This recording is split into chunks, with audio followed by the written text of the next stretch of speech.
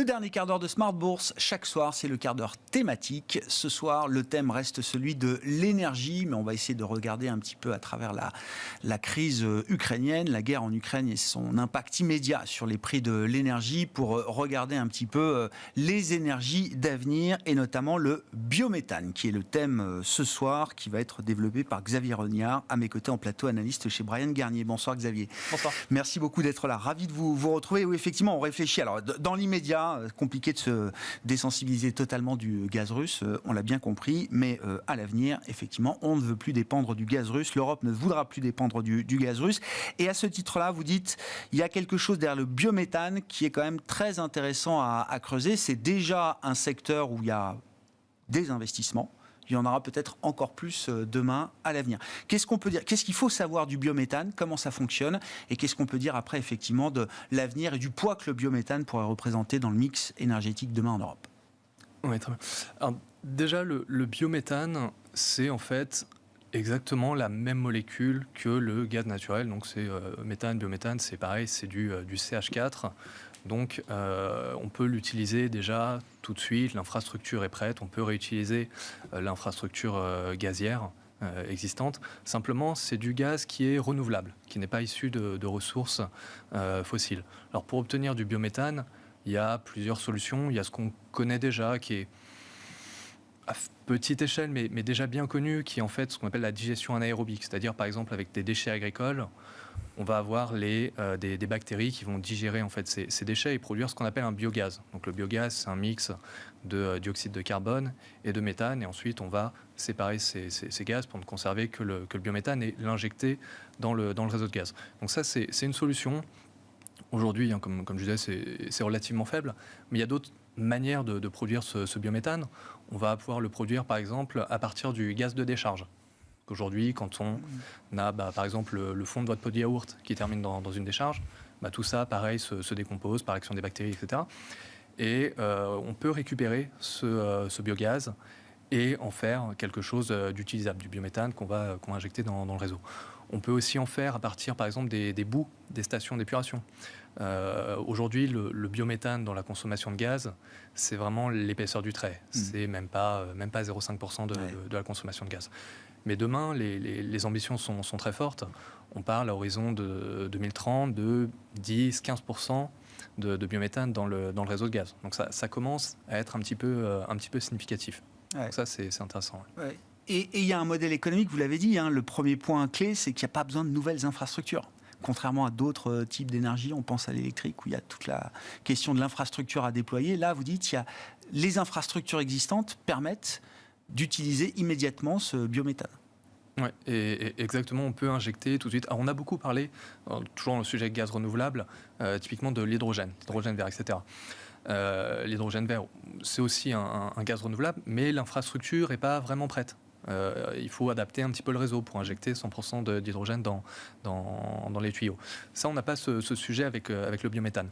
Et c'est pour ça qu'on voit des acteurs qui sont déjà présents dans le gaz naturel, on va dire conventionnel, s'intéresser à ce sujet. Typiquement, un acteur comme Engie regarde le sujet.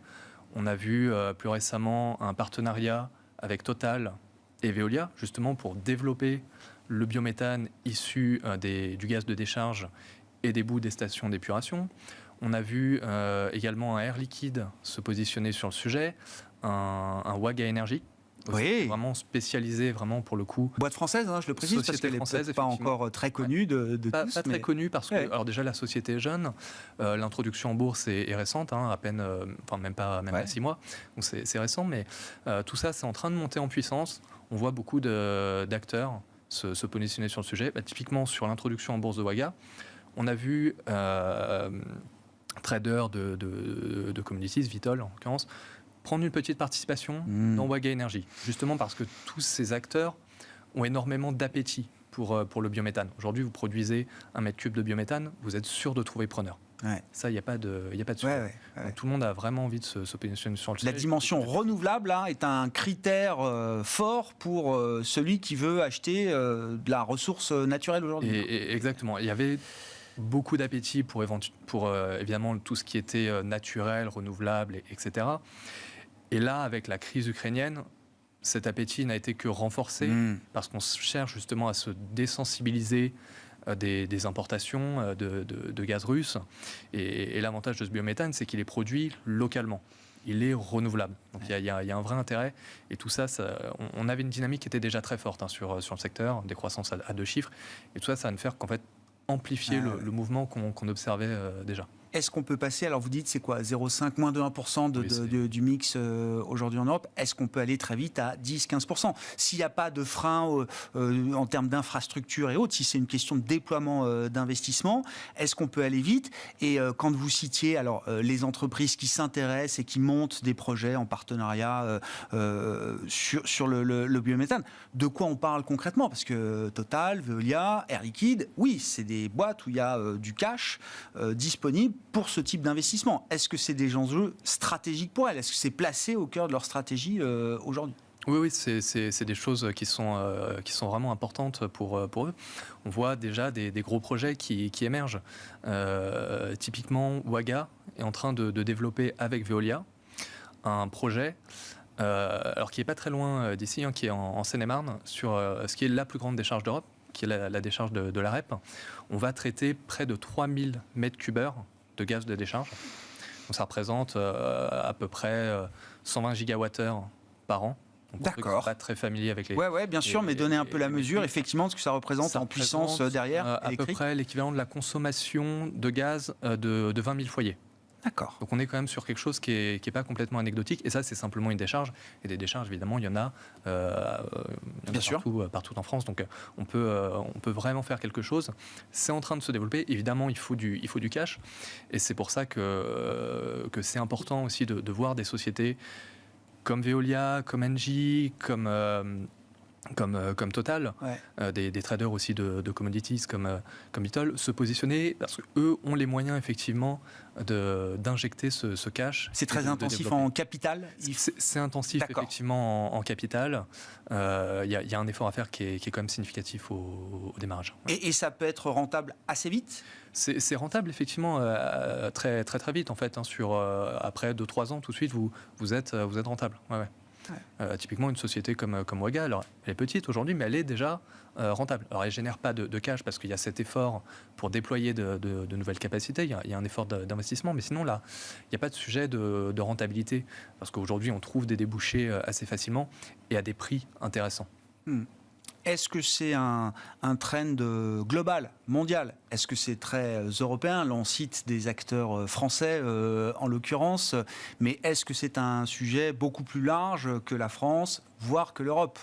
Pour ainsi dire, est-ce que c'est aussi un sujet aux États-Unis, par exemple ? C'est aussi un sujet aux États-Unis. C'est vraiment quelque chose de global. C'est une dynamique vraiment internationale.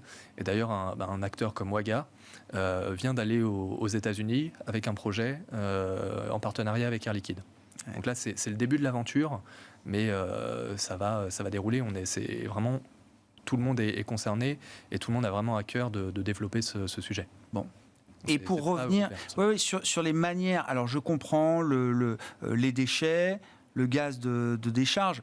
Une manière de produire le biogaz, c'est aussi à partir de déchets agricoles, mais on parle bien de déchets agricoles. On a dépassé cette idée qu'il fallait peut-être truster ou préempter certaines terres agricoles qui auraient pu servir à nourrir des populations pour produire du gaz à partir ce qui n'était pas forcément que des déchets agricoles. Ça, on est bien au-delà de ça aujourd'hui. On est bien au-delà, effectivement. L'idée, c'est pas d'empiéter, entre guillemets, sur... Il n'y a pas de confrontation entre deux objectifs de développement durable. Non. C'est vraiment de tirer des synergies.